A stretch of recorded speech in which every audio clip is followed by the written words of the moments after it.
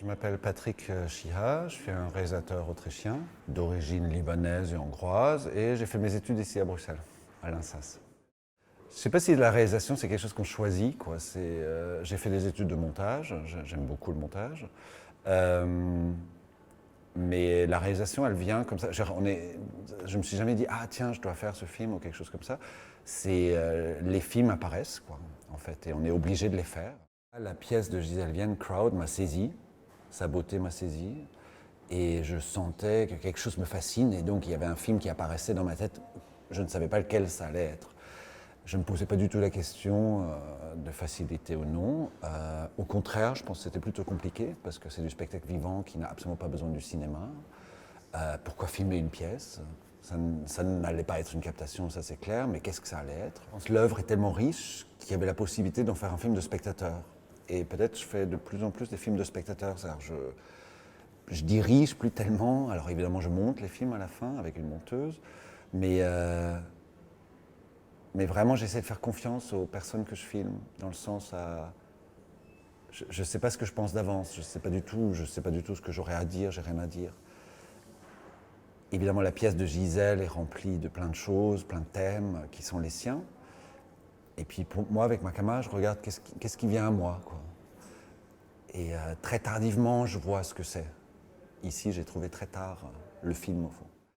Dans le film, on peut sentir ou voir que une chose assez évidente, qu'on sait de l'acteur, qu'au fond, la vie influe ce qui se passe sur scène. Genre, il amène quelque chose de sa vie, c'est un être humain, donc il amène aussi ce qui se passe dans sa vie, il l'amène sur scène.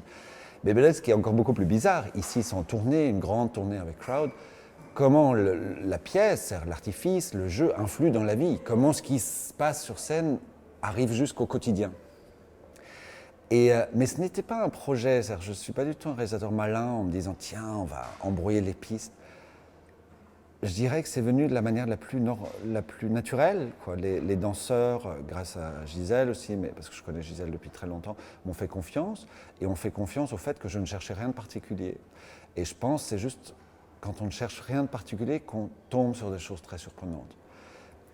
Et ici, les danseurs, dans leurs dialogues, qui sont imprégnés aussi des récits écrits par Gisèle Vienne et l'écrivain américain Dennis Cooper, écrits pour les danseurs. Bon, dans le film, c'est montré ça. Mais les danseurs m'offrent une sorte de fenêtre vers quelque chose de très intime, sans jamais tout à fait se dévoiler. Moi, je ne suis pas du tout policier, je ne sais pas où est la vérité, je ne filme pas pour atteindre une quelconque vérité, c'est absurde.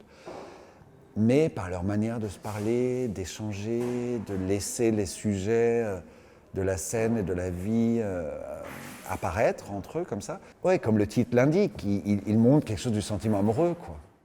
Gisèle, par exemple, travaille sur le ralenti et les saccades. Elle nomme ça autrement, je ne vais pas parler à sa place, mais tout cela donne au film un rythme très particulier, qui est celui de la pièce, mais puisqu'il est revu en cinéma, ça distend encore beaucoup plus, parce que le cinéma, on accepte de la technique, donc on est longtemps pas sûr, est-ce que c'est la caméra qui fabrique tout ça, est-ce que tout ça est faux, mais en fait non, c'est leur corps.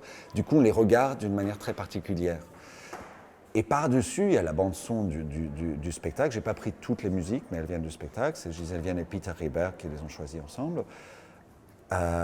C'est une bande-son magnifique, quoi. C'est une bande-son, vraiment l'histoire de la techno. Elle est historique, mais en même temps très intime, très originale, très douce. Je dirais mélancolique, mais parler de musique, c'est toujours très, très intime, très subjectif. Moi, je trouve ce qu'ils sont assemblés entre quelque chose de plus violent et de totalement perdu, comme ça, et doux, et très très beau, quoi. Après, nous, on a reconstruit tout ça, des morceaux, on a mis en opposition des choses autrement que dans la pièce. C'est vraiment une pièce, je pense, de spectateur. Je l'ai découverte, j'étais assis au premier rang, et je crois que c'est le film de quelqu'un qui est assis au premier rang. Et vous savez, c'est comme quand vous lisez un livre, certes vous lisez l'histoire, puis tout à coup vous rêvez, vous vous perdez, vous pensez à autre chose, vous pensez à votre vie, vous pensez à un autre personnage de votre vie, et puis vous revenez au roman et tout ça. Et je pense que j'ai fait ce film un peu comme ça, c'est une sorte de spectateur rêveur, quoi. La lumière, dès que nous sommes sur scène, c'est celle de la pièce, ou au hasard parfois, quand ce sont plus des répétitions. Alors c'est pas vraiment des répétitions, ils travaillent tout le temps, quoi. Ils cherchent tout le temps. Mais à ce moment-là, ils mettent pas les lumières de la pièce, ils mettent une lumière plus ou moins standard. Et je connais l'homme qui fait les lumières avec Gisèle, donc je lui demandais une lumière standard. Voilà. ou c'est celle de la pièce. Et puis, il y avait cette question des loges. Et on a beaucoup, beaucoup éclairé les loges. Parce qu'au fond, je pressens, ou en tout cas ma fascination pour le théâtre, est aussi celle des loges. Est-ce que les loges, c'est le réel et la scène, c'est le jeu, ou est-ce que c'est l'inverse peut-être? Est-ce que les loges, c'est pas une autre scène aussi? Et je pense, j'éclaire jamais pour faire joli, mais parce que la lumière est clairement une indication aussi à celui qu'on filme qu'il a le droit de jouer, qu'il a le droit de créer, que la caméra n'est pas là pour saisir une quelconque vérité. Elle est plutôt là, tiens, on va éclairer, on va jouer ensemble, regardons où ça mène. C'est vraiment un film comme dans mon précédent, Brothers of the Night, c'est des films d'improvisation.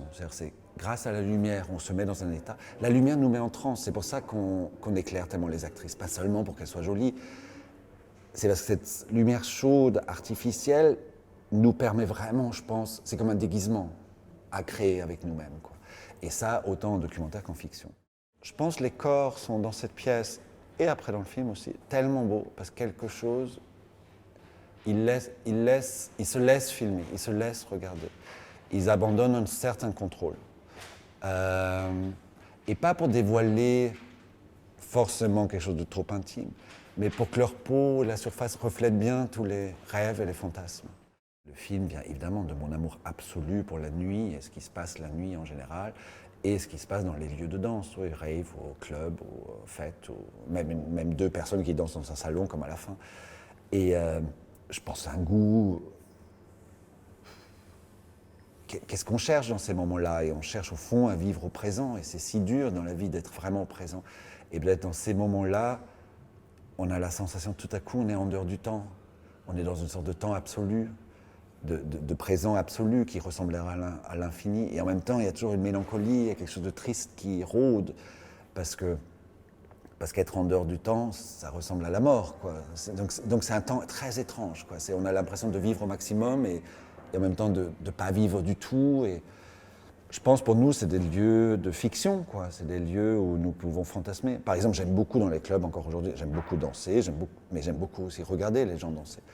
Et vous savez très bien, quand on est un peu en hauteur, on regarde les gens danser toutes les fictions possibles, tout ce qu'on peut imaginer. Et c'est une sorte de monde où tout semble possible parce que tout le monde est au présent, quoi. On connaît tous cette tristesse du petit matin, quand la lumière se lève et le jour reprend.